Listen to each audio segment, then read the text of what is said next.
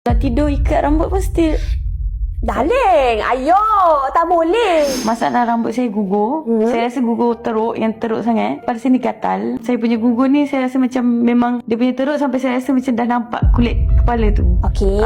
So macam pergi dekat mana-mana pun saya rasa benda ni tak settle lagi. Kerja sebagai apa? Cikgu tadika. Stres ke? Sangatlah sebab dia orang budak kecil. Budak kecil ni macam susah sikit untuk dia terima arahan daripada kita. Saya jaga 5 tahun. Dia seorang cikgu nak kena jaga 28 murid. Itu maybe salah satu sebab kot you stres. Stres. Okay, stres. Okay. Saya bersukan. Bersukan. Saya netball, saya jogging juga. Dan macam mana dengan you pergi tak salon? Selalunya you pergi, sebab tadi you cakap you dah pergi macam-macam tempat kan? Tapi tak soft lagi kan? Betul. So relationship dengan salon kiranya you jarang pergilah sebenarnya.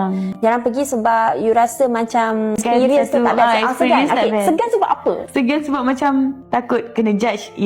Takut tak dilayan pun tapi dia. you yang bayar dia kot. You bayar servis dia, takkan you segan? Mestilah macam sebab ada orang kan rasa macam dia tahu semua benda. Jadi dia macam suka hati dia nak buat macam mana. Kita cakap kita nak buat benda tu dan dia just buat je lah. Okay. So dia macam tak friendly macam tu. So sekarang ni apa yang kita buat, kita akan check dulu skap you before kita decide nak buat apa. Okay? Sis, I ada berita baik, I ada berita buruk. You nak mana satu dulu? Buruk dulu. Okay. So problem you yang paling terbesar is rambut gugur. You fokus yang tu dulu. Daripada 3, biasanya satu ni 3 ke 5 helai, dia dah jadi satu helai. Ini satu serius lah. Okay, yang kedua, daripada satu helai dia dah start jadi halus. Dia dah sangat serius. Okay. I boleh kata kalau level 1 sampai level 10, you sekarang dalam keadaan level 8. Level 8. Yes. Sebab if you datang lambat sikit je lagi, ni kalau halus ni pun dah tak ada. Dan dia tak boleh buat apa-apa. Yes. Okay, so berita baik dia adalah setiap folikel rambut you masih ada rambut. Okay, setiap folikel you ada rambut lagi. Walaupun dia halus ke, dia tebal ke, dia keluar sehelai ke, 2 helai ke, dia ada rambut tu yang kita nak. Sebab kalau folikel ni kosong, langsung tak ada apa-apa, kita tak boleh selamatkan dia. Dah tidur ikat rambut pun still. Darling, ayo, tak boleh. Sebab lagi-lagi you bertudung seharian dan sampai malam sebab you jogging lagi kan. Balik rumah terus buka. And then kalau boleh sampai tidur sampai esok pagi jangan ikat rambut. Sebab saya rasa memang daripada umur saya 20 pun saya tidur ikat rambut.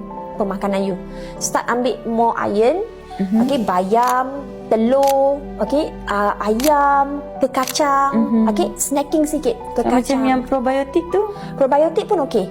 Kita akan buat RF dulu untuk clearkan semua kekotoran yang ada dekat kulit kepala you dan untuk you absorb juga collagen dan juga tonik.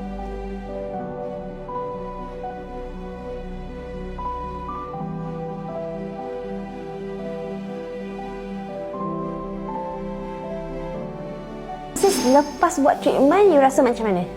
Rasa refreshing lah. Kita rasa yang tadi letak tonik tu kan, dia macam absorb lah dekat kepala kita. And you rasa terkejut tak bila you tengok dia perubahan dia? Terkejut lah sebab secepat tu dia punya tindak balas tu kan.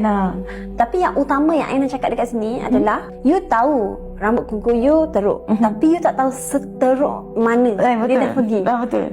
Tu nasib baik dah tahu sikit.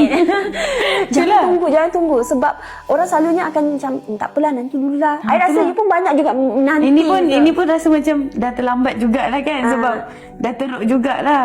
So sis, I tahu orang kata kerja harian you memang sangat stres. Benda tu tak dapat nak dielakkan sebab kerja kan. Orang kata stres mana pun actually you happy kan buat kerja tu. Sekurang-kurangnya you tak dapat nak lari dari stres. Okay, apa yang you boleh buat, you try to improve.